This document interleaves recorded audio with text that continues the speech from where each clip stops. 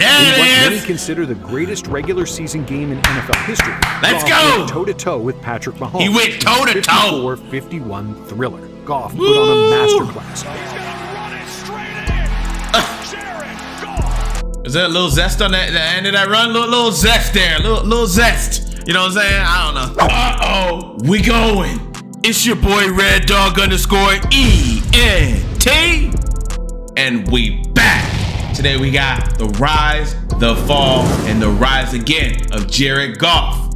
I got the blue in the background for Lions, as you see right there. Right this. And then the other one. Let's get it.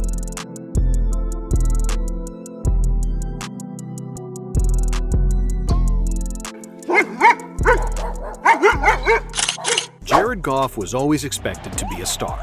Drafted first overall, armed with a rocket of an arm that helped turn around a struggling Ram franchise and lead them to a Super Bowl appearance. But by 2021, that star came falling down when the Rams gave up on Goff and traded him to a poverty franchise, the Detroit Lions. Poverty, His career was effectively sent to die. And then, against all odds, Goff rose from the ashes. He was shipped. He was migrated to Detroit to die. Respectfully. They threw him to the pack, came back leading. Came back leading the pride. You dig what I'm saying? Yeah, good for him, man. What he's been able to do in Detroit is something that no quarterback has ever been able to do. Today, he's leading the Lions to the best years in their history, transforming a once hopeless franchise into an absolute powerhouse. And I will admit something right now as a Packers fan. I don't look forward to Lions Week every year. I mean, obviously we got to do twice a year, but I never look forward to Lions Week. I mean, at this point, NFC North, we don't look forward to anybody, right? I mean, shit, looks like the Bears might be something. Who knows? But they always win the offseason. But anyways, I don't look forward to Lions Week as a Packers fan. Haven't for the last 3 seasons. It is what it is. Let's keep going. Rise, fall, and redemption of Jared Goff. But just how did a castaway quarterback save his career, and with it, an entire organization? Well, to understand his journey, you have to go back to when Goff was still in high school. Athleticism was in Jared Goff's blood. His father, Jerry Goff, spent 6 seasons as an MLB catcher, passing down the competitive edge that fueled Jared's rise on the football. It's weird. It's like he looks like him, but he doesn't.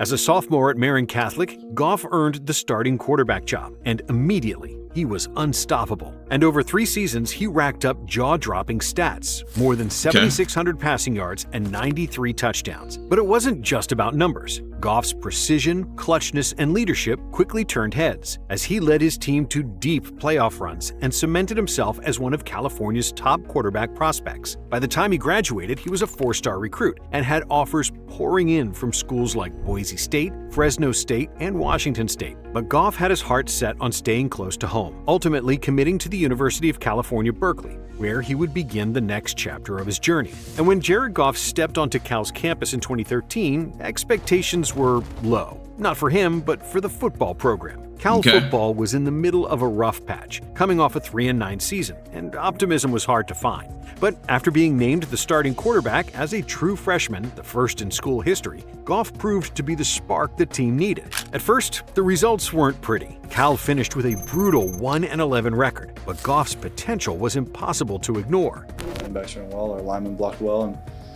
we ran well. So that's all there is to it, and I just got to play a better game in order to give us a chance to win. Want to give him a shouts out to Blitz for the content. Go ahead and subscribe to him for more late content. Also subscribe to me, but also subscribe to him. Man, let's get him to 100K. Let's go. Throwing for over 3,500 yards and 18 touchdowns, he showcased a natural talent for reading defenses and delivering precise passes. By his sophomore year, Goff began to turn things around. In 2014, he threw for nearly 4,000 yards and 35 touchdowns. The team finished 5-7, which was a promising step forward. But then came his breakout junior season. Goff racked up 4,719 passing yards and 43 touchdowns, which were both Pac-12 records at the time. Under his leadership, Cal finished 8-5 and capped the season with a bowl game victory, their first in years. Goff was now one of the most talked about quarterbacks in college football. By the time he declared for the NFL draft, he had rewritten Cal's record books. Nearly every meaningful passing record now belonged to him. Career completions, passing yards, touchdowns. But as much as college prepared him, the NFL would present a new set of challenges, and it wasn't going to be an easy transition. So after much deliberation with my family and close friends, I've decided to forego my senior year at Cal and declare for the 2016 NFL Draft. Heading into the 2016 NFL Draft, Jared Goff was a fascinating prospect, but not everyone was convinced. Critics pointed to his slender frame, his struggles under pressure, and the air raid offense he thrived in at Cal, questioning how well his game would translate to the NFL. Goff never even took a snap under center in college, which raised questions about his ability to run an NFL offense. Well, I think those things are true. I think what this workout did, it just confirmed who he was as a player. Everything that I saw today on the pro is the same thing that we saw on tape. Still, he was a top-rated quarterback prospect, alongside North Dakota State's Carson Wentz. The Los Angeles Rams, fresh off their move to LA, needed a franchise QB. To land the #1 pick, they pulled off a blockbuster trade, giving up multiple firsts, seconds, and thirds to jump from 15th to the top of the draft. And then the Los Angeles Rams select Jared Goff, quarterback, California. Goff was now the face of the Los Angeles Rams, stepping into a massive market with sky-high expectations. The Rams hadn't made the playoffs in over a decade, and Goff was supposed to change that. Well, I certainly do remember that St. Louis Rams team right before they left and became LA. Boy, they were terrible. I mean, that team, like 3-12, and I mean, they were awful for such a long time. I remember that, man, coming in as an NFL fan and just being like, bro, St. Louis Rams sucked, and they sucked for a long time. Last time I remember him being good was back in the Kurt Warner days, back in the day, but that's a long time ago. Let's keep going. But he was joining a team that was navigating a new city, had a head coach in Jeff Fisher who was really on his last leg with the organization, and a roster with many holes. So Goff had his work cut out for him. He began the season watching from the sidelines behind veteran Case Keenum, and it wasn't until week 11 that Goff got to start. And now is the time that Jeff Fisher says Jared Goff is their starting quarterback. Jared Goff will start this weekend for the Los Angeles Rams at quarterback. And when he did... Damn, look how much younger Colin looked, man. Holy shit. I didn't even recognize him there. I recognize that voice, though. Things went downhill fast. In Goff's debut against the Miami Dolphins, he showed occasional flashes of the talent that made him the top pick, but Goff and the Rams offense only put up 10 points in a loss, and the struggles didn't end there. Goff started the final 7 games of the season, and the Rams went winless in those games, finishing 0-7 with Goff under center. He had just 5 touchdowns to 7 interceptions and looked overwhelmed. And it probably didn't help that he was sacked 26 times in those 7 games. Scooped up by Van Noy! By season's end, the sacked 27 times in 7 games? I don't even think he's been sacked the whole 17 games he played this past season with that offensive line out there in Detroit. Y'all let me know in the comments below. I doubt he was sacked that many times. Doesn't seem like it. Rams finished 4-12, and the whispers about Goff being a bust grew louder. You think this is an overreaction? I mean, my goodness, this is a crazy overreaction. You can't just label a guy a bust and he only played 5 games. Critics questioned that the Rams had made a huge mistake with their blockbuster trade. If Goff was going to have a long, successful career in the NFL, he needed to start performing at a high level and fast. Because at the end of the day, everyone in the NFL wants to win the Super Bowl, which is why, following the struggles of his rookie season, the Rams made sweeping changes. I was just fired. Starting with firing coach Jeff Fisher and hiring Sean McVay, he was not good. who would be the youngest head coach in NFL history. His age was a concern, but McVay brought a fresh offensive vision tailored to Goff's strengths. Yes, and with his new weapons like wide receiver Robert Woods and rookie Cooper Kupp, Goff found himself in a much improved situation. It's so underrated, I feel, by a lot of NFL fans how important coaching is. I mean, coaching can make or break a team. I mean, look at this. They were losing horrible with the last coach. They bring Sean McVay in. He takes them to a Super Bowl. And they thrive under McVay's offensive coordination. I mean, it's just crazy how, people don't value that. And that's why you got to be a little scared, NFC North fans, of the Bears. Ben Johnson said it in his introductory interview. He's going to coordinate that offense for Caleb Williams' strengths and his weaknesses. So y'all, I know obviously the Bears win the offseason every single offseason. They win the offseason talk. But I would be a little worried with Ben Johnson under center that they may actually find some success in the 2025 season. We'll see. Y'all let me know. Let's go. And the difference was evident right out of the gate. In week 1, Goff threw for over 300 yards and a touchdown in a dominant 46-9 Nice, win over 46-9. Goff blossomed in McVay's system, showing the accuracy, quick decision-making, and deep ball prowess that made him the top pick. He finished the year with 3,804 passing yards, 28 touchdowns, and just 7 interceptions. Very nice. His 100.5 passer rating was a remarkable leap from his rookie campaign and ranked among the league's best. And he was named to the Pro Bowl. But more importantly, Goff was no longer shouldering the burden alone. The Rams' offense, powered by Todd Gurley's MVP season, became one of the... In my opinion, Todd Gurley was the MVP of that Super Bowl run that they made. The most dynamic in the league, averaging over 29 points per game. LA finished with an 11-5 record, claiming their first NFC West title since 2003. I tell you what, man, I got another one for you guys. What a great holidays. Merry Christmas. See you Wednesday. Goff made his playoff debut against the Atlanta Falcons in the wild card round, where he showed flashes of greatness, but came up short in a 26-13 loss. Still, this sophomore breakout silenced the critics and gave Rams fans something they hadn't had in years. Hope. Great effort in, and the experience is what's going to count and put us ready for next year. Hope for the future. Heading into the 2018 season, the Rams were seen as a playoff caliber team. Are they gonna show? They better show that Monday Night Football game, the Chiefs versus, I was gonna say Lions, the Chiefs versus the Rams, because I'm so used to now Goff being on the line, so it's just weird to, get back and forth. But yeah, I hope they show that game. That game was a barn burner. Still the highest scored game in Monday Night Football history. Let's go. I know they're gonna talk about it. To me right here.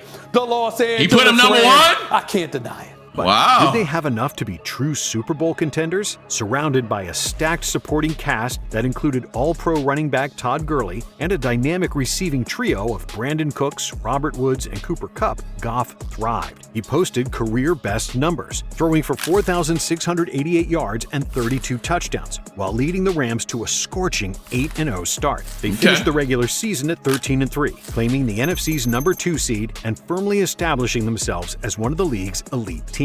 One of the best moments of Goff's season, and arguably his career, came in Week 11 against the Kansas City Chiefs. In what many consider the greatest regular season game in NFL history, Goff went toe-to-toe with Patrick Mahomes. He went toe-to-toe. 54-51 thriller. Goff put on a masterclass. He's gonna run it straight in. Jared Goff. Is there a little zest on that end of that run? Little zest there. Little zest. You know what I'm saying? I don't know. Let's keep going. For 413 yards and 4 touchdowns. It was nice, though. A game-winning strike in the final minutes. Goff on first down. Bam! Now, I have to admit, that game there was my introduction to Jared Goff. Obviously, living where I am in Central, I don't get a lot of NFC West games ordinarily, unless they're in the afternoon. And even then, sometimes it's a little weird.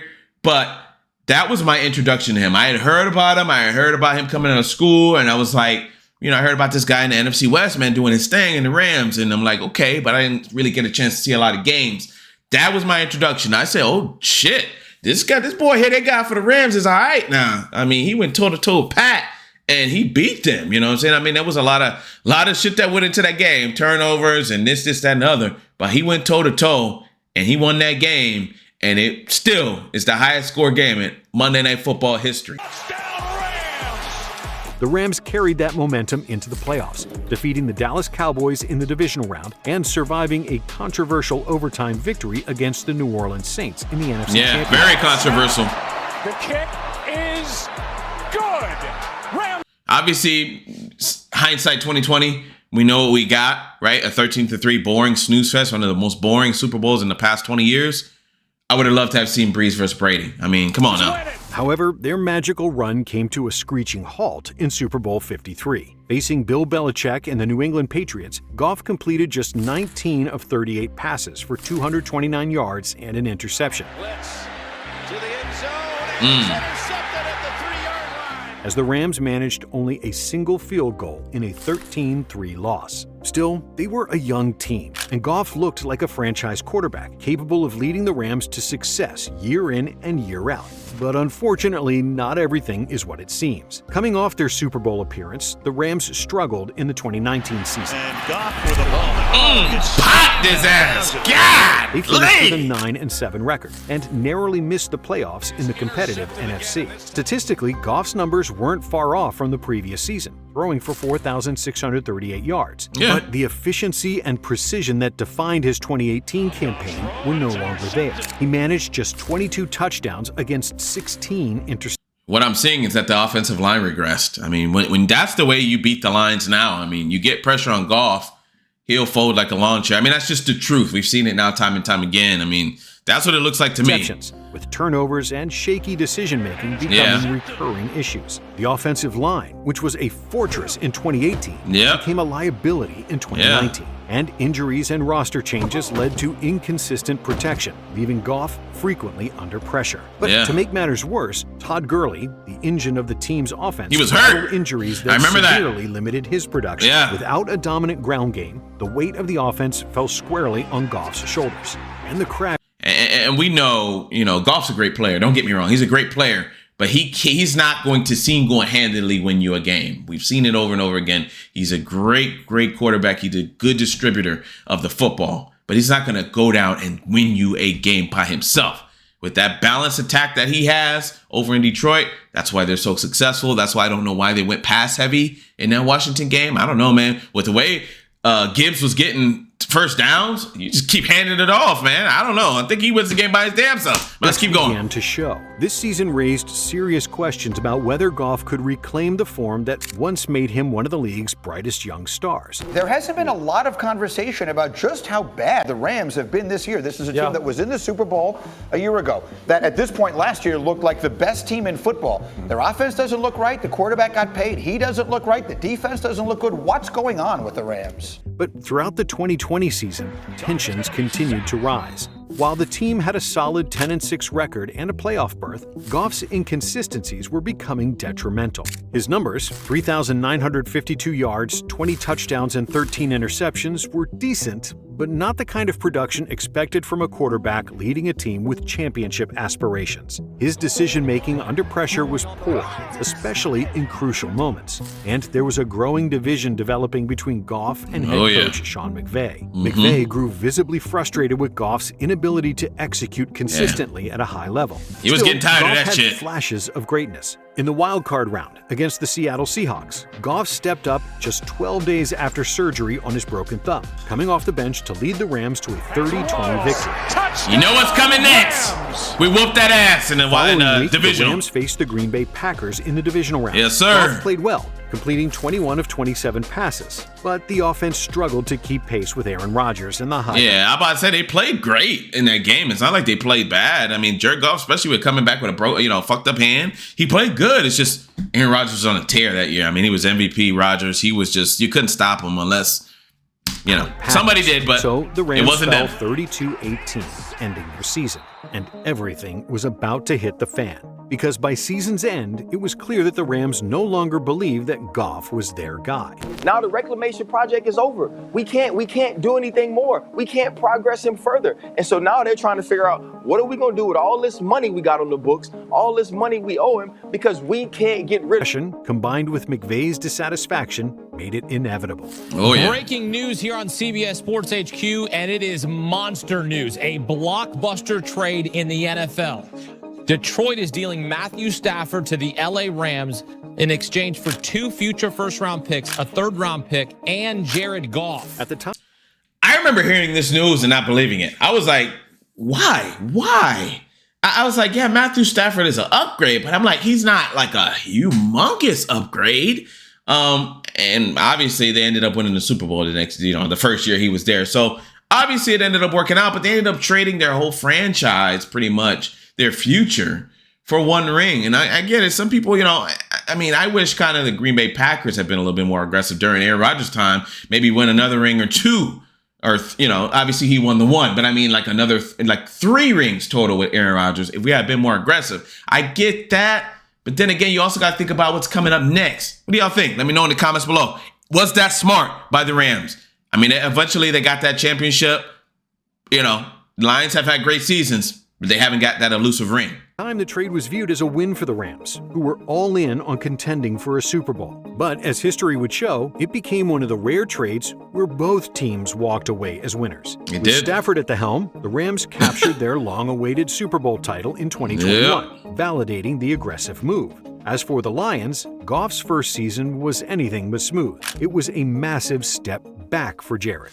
He went from the bright lights of Los Angeles on a Super Bowl contending team to a Lions team that was consistently one of the league's worst and in full rebuild mode. They hired a new head coach, Dan Campbell, whose opening press conference left many questioning him before he even coached a game. And when you knock us down, we're going to get up. And on the way up, we're going to bite a kneecap off. All right, and we're going to stand up. I remember this. It's going to take 2 more shots to knock us down. And we're going to bite your other kneecap. Right, and on the way up, we're going to take your other kneecap. Yeah. And a new GM in Brad Holmes, who in his first draft... I remember thinking, who the hell is this guy? This nigga crazy. Who is this dude? Selected Penei Sewell in the first round and found a gem in Amon-Ra St. Brown in the 4th round. But more importantly, they had Jared Goff, who had a bigger chip on his shoulder than ever and wasn't going to back down from a challenge. The Lions stumbled out of the gate, starting 0-8. The roster overall was just thin on talent, and injuries to key players like running back DeAndre Swift and tight end TJ Hawkinson left Goff without many reliable weapons. For much of the season, they struggled to find their footing, but as usual, Goff showed flashes of solid play. Unfortunately, it was clear that he couldn't single-handedly elevate a team in desperate need of reinforcements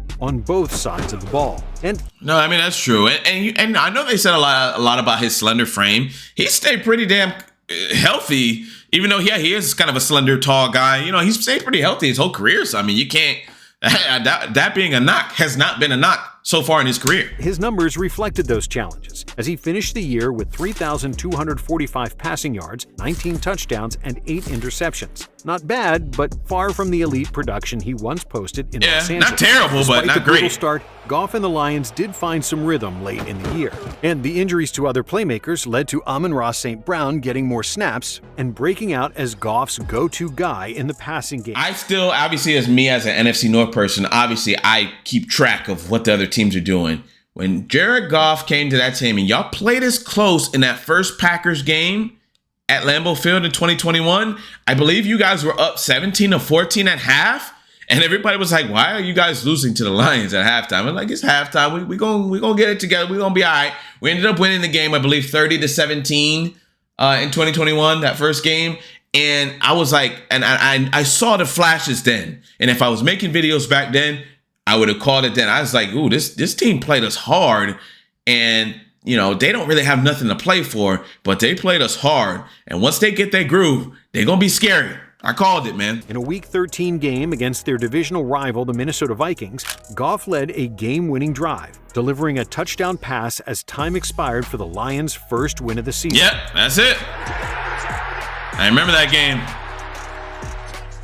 And the Lions' momentum continued as they would finish by winning 3 of their final 6 games. Heading into the 2022, we did only have our backups in. Well, we had our starters in for like a quarter and a half.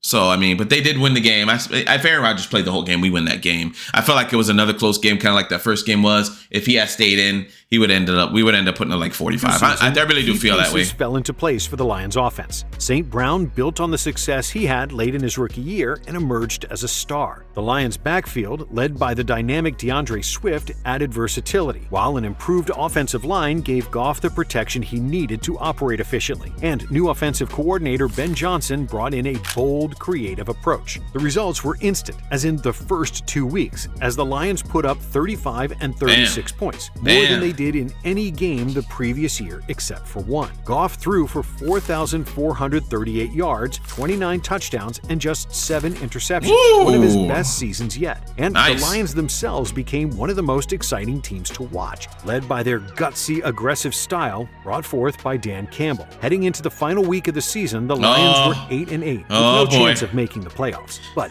they were matched up against their divisional rival, the Green Bay Packers, who needed a win to make the playoffs. Rodgers' final game in a Packers uniform.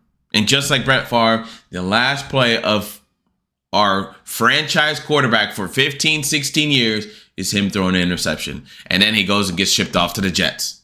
Is he going to the Vikings now too? I mean, damn. So let's do all the same shit. They crushed the Packers postseason. Man, they crushed us now. 2016. Yeah, 2016. It wasn't close. It was close. I don't even watch TV, but I heard everybody already picked the Packers over us. Stop playing with us. That's all I gotta say, man. Don't let these tears fool you. There's all dog around this. And it felt like the Lions, a poverty franchise that hadn't won a Super Bowl in over a century of existence, might be a potential contender.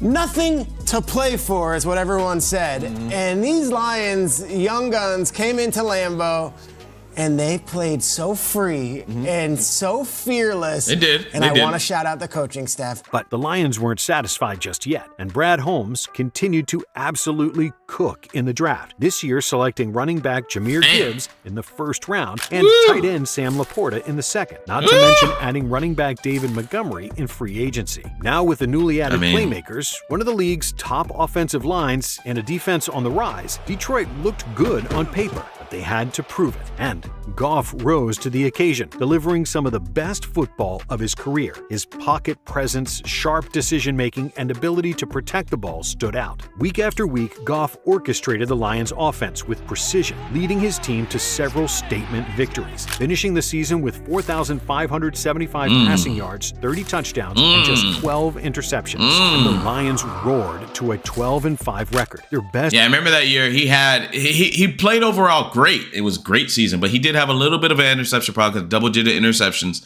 which he cleaned up obviously this past 2024 season. But great numbers, man. And entered the postseason with a ton of momentum. In the playoffs, Goff elevated his game further, guiding Detroit to their first playoff victory in over 30 years. Against his old team. To make the moment even better, it was against his former team, the LA Rams. One final time, Jared. One final time. Moves in behind center. Takes the snap. Takes the knee. This game is over. Calm down, brother. And Detroit, for the first time in 32 years. That's crazy, man. Have won a playoff game. Crazy. Okay, I'll just say it like this. Right? Hey, you're good enough for Detroit, Jay.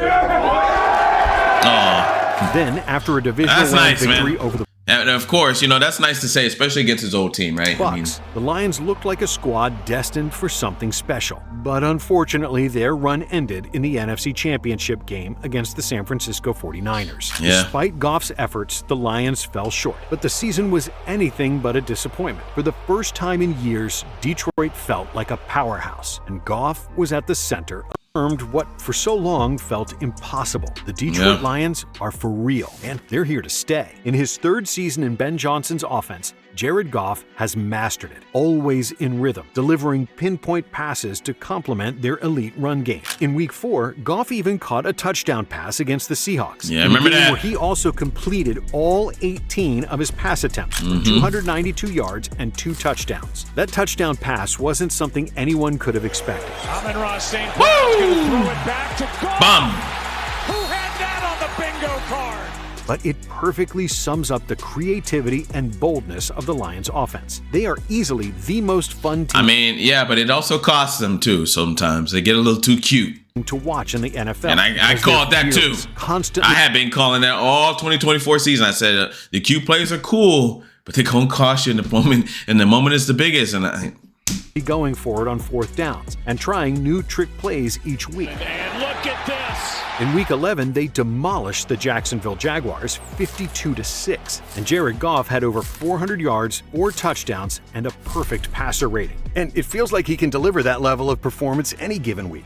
With their explosive offense and relentless defense, the Lions finished the year 15-2, with the best record in the entire NFC. But the what best was an record they've underlying ever issue had. Detroit was able to overcome in the regular season soon reared its ugly head in the playoffs, and that was injuries. The Lions had been decimated by injuries all season, and they entered their divisional round matchup with the Commanders with 16 players on injured reserve, including many key defensive starters. And in that game, it showed, as Washington and Jaden Daniels marched up and down the field at will. Goff also played poorly, throwing 3 interceptions, and that proved to be too much to overcome as Detroit fell 45-31. While it was a disappointing end to arguably the best season in Lions history, Lions fans can rest easy, because it feels like as long as Dan Campbell is calling the shots and Jared Goff is pulling the trigger, the Detroit Lions will always be a force to be reckoned with. If you enjoyed this video, stick with Blitz, subscribe, and check out some of our other content right now. Yes, he's absolutely correct. Lions are here to stay. They are a force to be reckoned with every year. The only thing is, a Super Bowl window is only so big. And how many chances is the Lions organization going to give Jared Goff before they move on? Right? This is a win now situation. Now with losing multiple coordinators, defensive coordinator and offensive coordinator now to other teams, this is a win now situation. I think they give him one more chance, one more year this coming year.